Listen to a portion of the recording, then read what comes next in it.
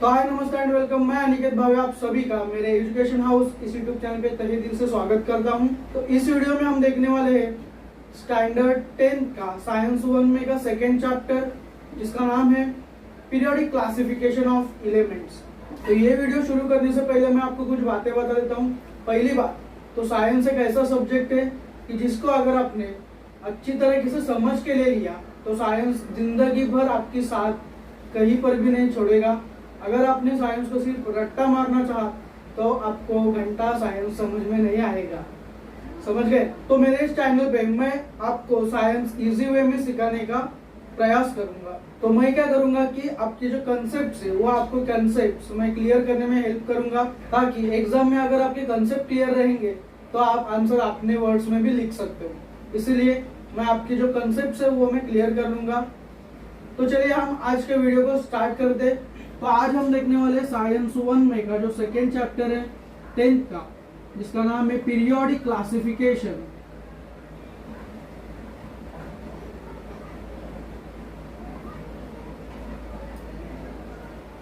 Of elements.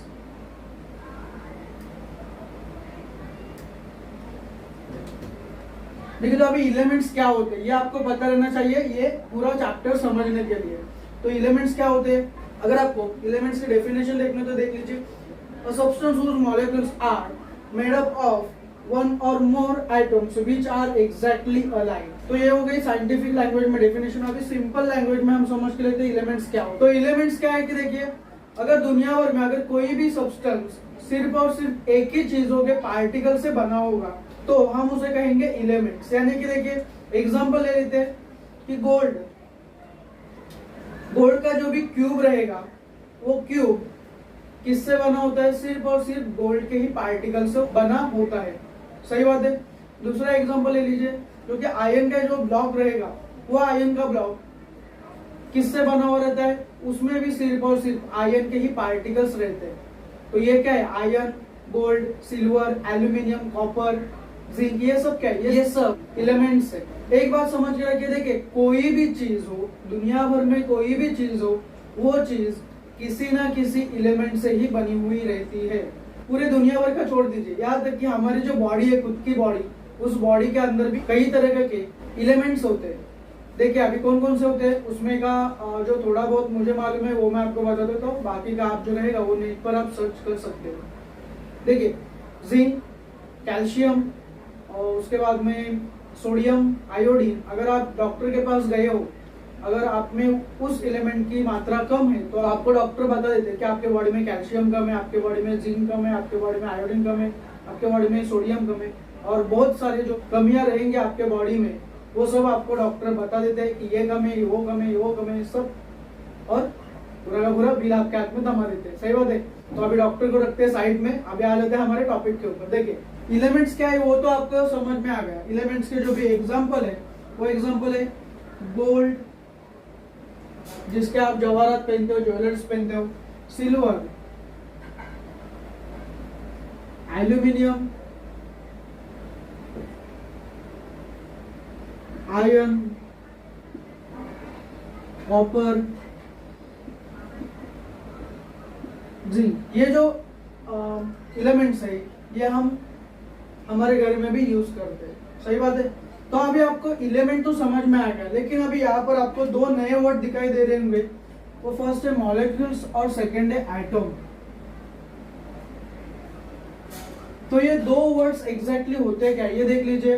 देखिए कोई भी चीज की एक हायरार्की होती है, मतलब कोई भी चीज के एक लैडर होते हैं, स्टेप बाय स्टेप कोई भी चीज क्रिएट होती है। तो वैसे ही ये जो एलिमेंट्स है वो क्रिएट कैसे होते हैं देख लीजिए। तो फर्स्ट आते हैं एटम, एटम के बाद आते हैं मॉलिक्यूल्स, और मॉलिक्यूल्स के बाद आते हैं एलिमेंट्स। यानी हमारी बॉडी कैसे क्रिएट होती है देख लीजिए। पहले आता है सेल, बहुत सारे सेल मिलके आगे जाकर तैयार होता है टिश्यू, बहुत सारे टिश्यू मिलकर तैयार होता है एक आध ऑर्गन, बहुत सारे ऑर्गन्स मिलके तैयार होता है ऑर्गन सिस्टम, और ऑर्गन सिस्टम बहुत हमारे जो शरीर में बहुत सारे ऑर्गन सिस्टम्स है वो सब मिलके तैयार होता है एक लिविंग ऑर्गेनिज्म। सही बात है। तो ऐसा कोई भी एक लिविंग ऑर्गेनिज्म तैयार होता है, मतलब स्टेप बाय स्टेप। तो वैसे ही एलिमेंट भी कैसे तैयार होते हैं, देखिए पहले होते हैं आइटम। बहुत सारे अगर आइटम्स कंबाइन किए जाए तो उससे क्रिएट होता है वन मॉलिक्यूल्स, और वन मॉलिक्यूल्स और उससे भी ज्यादा मॉलिक्यूल्स अगर कंबाइन हो जाए तो उससे क्रिएट होता है एक इलेमेंट। तो देखिए अभी इलेमेंट तो हमने समझ के ले लिया क्या होता है, तो अभी समझ के लेते, पहला आइटम समझ के लेते, उसके बाद में हम समझेंगे मॉलिक्यूल्स क्या होता है। तो देखिए आइटम का फर्स्ट पॉइंट होता है कि आइटम यह एक एलिमेंट का सबसे छोटा पार्ट होता है। The item is the smallest part of elements.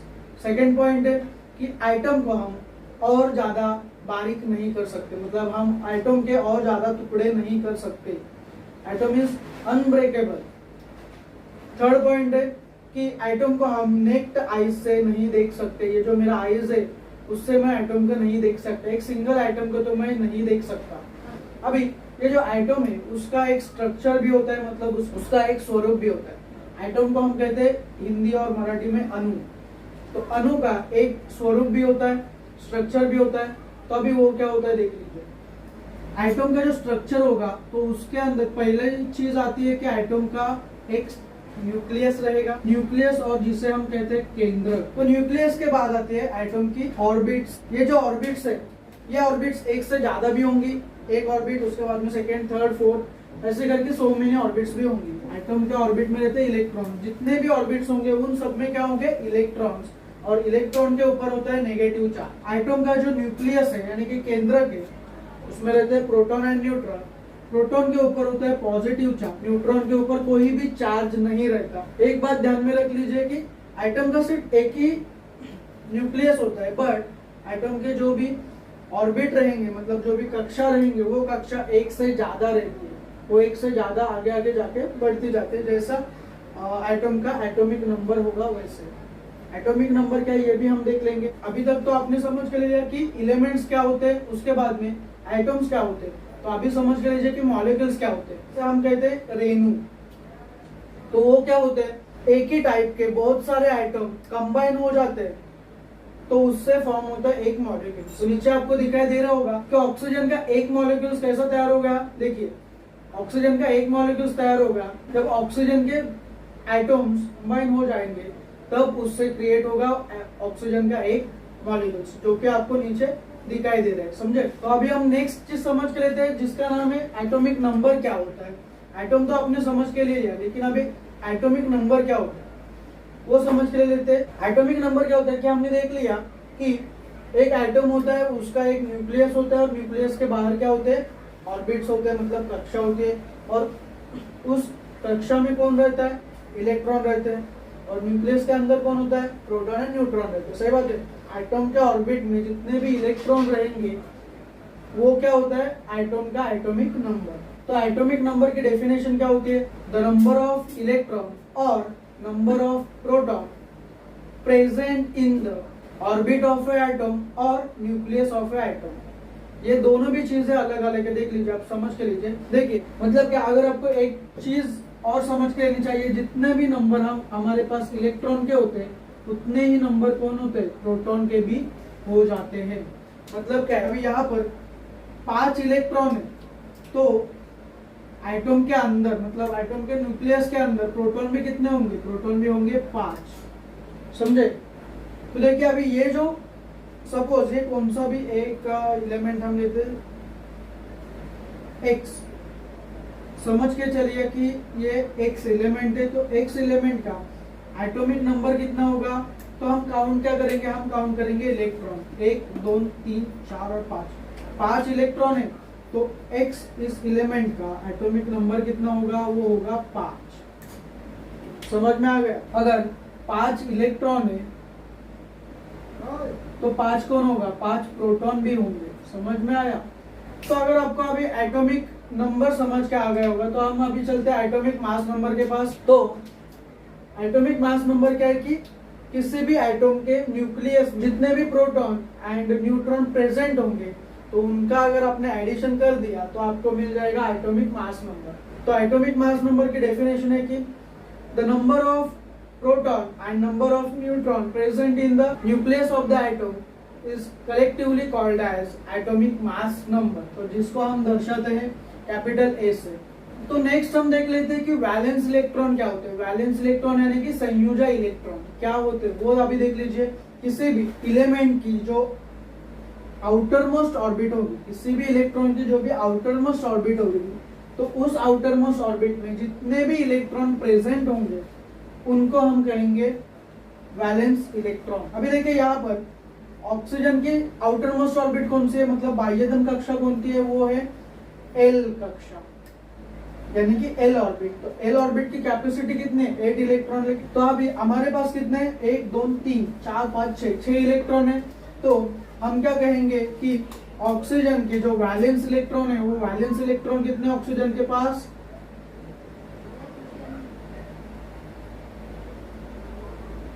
वो है 6 यानी कि संयोजक इलेक्ट्रॉन। वैलेंस इलेक्ट्रॉन तो हमने देख लिया क्या होते हैं, लेकिन अभी हम देखते हैं कि वैलेंसी क्या होती है। देखिए तो वैलेंसी की डेफिनेशन क्या होती है, the ability of a element to make bonds और बॉन्ड विद अदर एलिमेंट्स। मतलब क्या है कि देखिए अभी किसी भी एलिमेंट की दूसरे एलिमेंट के साथ बॉन्ड बनाने की जो कैपेसिटी होती है उसे हम कहते हैं वैलेंसी। ये हो गई डेफिनेशन। तो अभी वैलेंसी जो भी है वो हम वैलेंस इलेक्ट्रॉन के बदौलत हम देख सकते हैं कि समझ के ले सकते हैं कि वैलेंसी किसी भी एलिमेंट की कितनी होगी। वो देखिए अभी वैलेंस इलेक्ट्रॉन हमने क्या देखा था थोड़ी देर पहले कि the number of electron present in the outer most orbit of a element, मतलब किसी भी एलिमेंट के आउटर मोस्ट ऑर्बिट में, मतलब बाह्यतम कक्षा में, लास्ट वाले कक्षा में जितने भी इलेक्ट्रॉन रहेंगे उसको हम क्या कहते हैं, उसको हम कहते हैं वैलेंस इलेक्ट्रॉन। तो अभी देखिए कि हम वैलेंस इलेक्ट्रॉन से हम कैसे पता कर सकते हैं कि कौन से एलिमेंट की वैलेंसी यानी कि संयोजक कितनी है, वो हम कैसे पता कर सकते हैं। अभी देख लीजिए एक इंपॉर्टेंट पॉइंट है वो है कि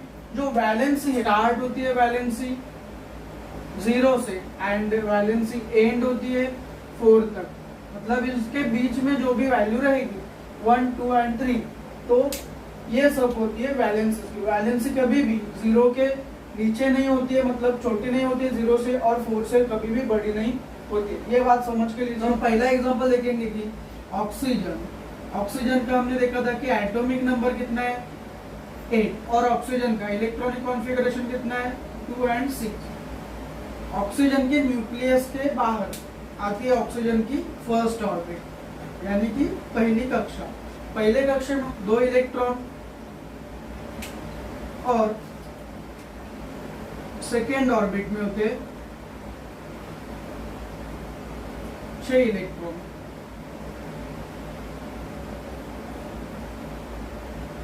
और ऑक्सीजन के वैलेंस इलेक्ट्रॉन कितने, ऑक्सीजन के वैलेंस इलेक्ट्रॉन है 6। तो अभी देखिए यहाँ पर अभी हम कैसे वैलेंस से हम कैसे पता कर सकते हैं कि ऑर्बिट कंप्लीट होने, मतलब जो भी लास्ट वाली ऑर्बिट होगी, जो भी लास्ट वाली कक्षा होगी, उसे कंप्लीट होने में कितने इलेक्ट्रॉन कम करता है, मतलब कितने इलेक्ट्रॉन की कमी है, इसके ऊपर से हम फाइंड आउट कर सकते हैं कि किसी भी इलेक्ट्रॉन की वैलेंसी कितनी है। तो देखिए अभी क्या है कि ऑक्सीजन के लास्ट ऑर्बिट में कितने इलेक्ट्रॉन है 6 इलेक्ट्रॉन। पहली जो अपने पास कंडीशन है कि 6 इलेक्ट्रॉन वो दे सकता है, लेकिन 6 इलेक्ट्रॉन अगर वो देने के लिए जाएगा तो उसकी बहुत सारी एनर्जी क्या होती है, खर्च होती है। तो इसकी वजह से ऑक्सीजन कभी भी 6 इलेक्ट्रॉन नहीं डोनेट करता, तो उसकी जगह वो क्या करता है, सिंपली 2 इलेक्ट्रॉन दूसरे किसी भी एलिमेंट से वो क्या करता है, गेन करता है, मतलब वो ले लेता है। 2 इलेक्ट्रॉन वो क्या करता है, ले लेता है। अगर वो ऑक्सीजन ने किसी भी एलिमेंट से 2 इलेक्ट्रॉन अगर ले लिए तो ऑक्सीजन के आउटर मोस्ट ऑर्बिट में कितने इलेक्ट्रॉन होंगे, 8 इलेक्ट्रॉन होंगे। मतलब ऑक्सीजन की आउटर मोस्ट ऑर्बिट क्या होगी, कंप्लीट होगी। तो जितने भी इलेक्ट्रॉन हम दूसरे एलिमेंट से लेते हैं या फिर हमारे पास के इलेक्ट्रॉन देते हैं तो उन्हें हम कहते हैं वैलेंसी, सिंपल वर्ड। अभी देखिए यहाँ पर ऑक्सीजन की वैलेंसी कितनी है, 2। क्यों 2 है, क्योंकि हमने 2 इलेक्ट्रॉन क्या की, दूसरे किसी भी एलिमेंट से हमने वो 2 इलेक्ट्रॉन ले लिए, इसलिए यहाँ पर ऑक्सीजन की वैलेंसी 2 है। तो अभी हम एक नया एग्जाम्पल ले लेते हैं जो कि पहले वाले एग्जाम्पल से पूरी तरीके से क्या होगा, अपोजिट होगा। तो यहाँ पर देखिए अभी Na जिसका एटॉमिक नंबर है 11 एंड जिसका इलेक्ट्रॉनिक कॉन्फ़िगरेशन है 281, मतलब क्या है कि सोडियम के लास्ट वाले ऑर्बिट में कितने इलेक्ट्रॉन होंगे, 1 इलेक्ट्रॉन। अभी यहाँ पर भी देखो 2 पॉसिबिलिटीज रहती है कि पहली पॉसिबिलिटीज है कि सोडियम क्या करे कि दूसरे किसी एलिमेंट से 7 इलेक्ट्रॉन क्या करे, गेन करे, मतलब दूसरे किसी भी एलिमेंट से वो क्या करे 7 इलेक्ट्रॉन ले ले। और दूसरी पॉसिबिलिटीज है कि अपने पास जो भी एक इलेक्ट्रॉन है लास्ट वाले ऑर्बिट में, वो लास्ट वाले ऑर्बिट में का एक इलेक्ट्रॉन क्या करे, वो डोनेट कर दे, वो क्या करे, डोनेट कर दे। तो ये दो पॉसिबिलिटीज है। लेकिन देखो अब यहाँ पर जो पहली पॉसिबिलिटीज है वो सोडियम अप्लाई नहीं करता, मतलब वो सोडियम को लागू नहीं होती। क्यों नहीं होती? जो एलिमेंट होगा वो कभी भी 3 से ज्यादा इलेक्ट्रॉन किसी दूसरे एलिमेंट को नहीं दे देता है। ये बात समझ के रखिए, ये एक इंपॉर्टेंट पॉइंट है, समझ के लीजिए। इसीलिए यहाँ पर आपने अगर देखा होगा तो वैलेंसी ज्यादा से ज्यादा कितनी है, 4 के आगे वैलेंसी नहीं होती है। तो ये क्या करेगा, ये पहली वाली जो भी पॉसिबिलिटीज है वो पूरी तरीके से चली जाएगी। अभी दूसरी वाली पॉसिबिलिटीज है कि वो अपने पास जो भी एक इलेक्ट्रॉन है लास्ट वाले ऑर्बिट में, वो लास्ट वाले ऑर्बिट का एक इलेक्ट्रॉन अगर सोडियम ने डोनेट कर दिया तो सोडियम का आउटर मोस्ट ऑर्बिट कौन सी बन जाएगी, सेकेंड लास्ट वाली, यानी कि के एंड एल वाली सोडियम की आउटर मोस्ट ऑर्बिट बन जाएगी। और हमको पता है कि पहली ऑर्बिट छोड़ के कौन सी भी ऑर्बिट रहेगी तो उसमें लास्ट मतलब ज्यादा से ज्यादा कितने इलेक्ट्रॉन होना चाहिए, 8 इलेक्ट्रॉन। तो अभी ये जो सेकेंड वाली ऑर्बिट है उसमें अगर आपने देखा तो वहां पर कितने इलेक्ट्रॉन है, 8 इलेक्ट्रॉन, यानी कि सोडियम के आउटर मोस्ट ऑर्बिट क्या हो गई, कंप्लीट हो गई। तो यहाँ पर सोडियम की वैलेंसी कितनी है, सोडियम की वैलेंसी 1 इलेक्ट्रॉन। तो देखिए अब यहाँ पर 3 पॉसिबिलिटीज हो जाती है वैलेंसी डिसाइड करने। तो फर्स्ट वाली प्रॉपर्टी वो क्या कहती है, इलेक्ट्रॉन रहेंगे लास्ट वाले ऑर्बिट में 1 से लेकर 3 तक, तो वो क्या कर देता है, उन्हें डोनेट कर देता है, मतलब दान कर देता है।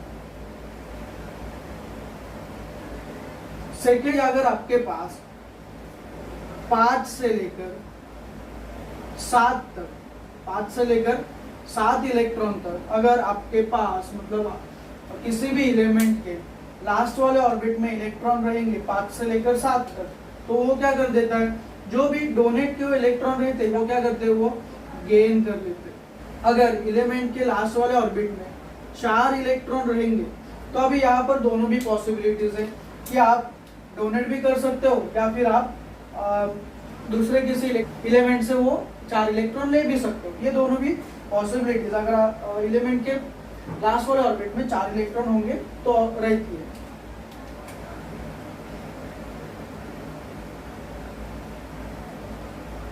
ये पॉइंट डिसाइड होता है कि उस एलिमेंट का नेचर कौन सा है, उसके ऊपर ही ये जो थर्ड वाला पॉइंट है वो रहता है। तो इस वीडियो में इतना ही। इस वीडियो में मैंने सिर्फ और सिर्फ बेसिक पे ध्यान दिया है, सिर्फ बेसिक क्लियर करना है आपका। तो नेक्स्ट वीडियो में हम जो भी हमारा एक्चुअल चैप्टर है पीरियोडिक क्लासिफिकेशन ऑफ एलिमेंट वो हम स्टार्ट करेंगे। उसमें हम देखने वाले डोबेलेंस की ट्राइड क्या होती है, न्यूलैंड्स ऑक्टेव क्या होता है, और उसके बाद में हम देखेंगे मेंडेलियस की जो भी पीरियोडिक टेबल है वो क्या था, मेंडेलियस के डीमेरिट्स क्या थे, मेंडेलियस के पीरियोडिक टेबल के मेरिट्स क्या थे, वो हम नेक्स्ट वीडियो में कवर कर लेंगे। अगर आपको मेरा वीडियो पसंद आया तो चैनल को सब्सक्राइब कर दीजिए, वीडियो को ज़्यादा से ज़्यादा शेयर कर दीजिए और लाइक कर दीजिए, ताकि मैं आपके लिए ऐसे ज़्यादा से ज़्यादा इंफॉर्मेटिव वीडियो बनाता रहूँ।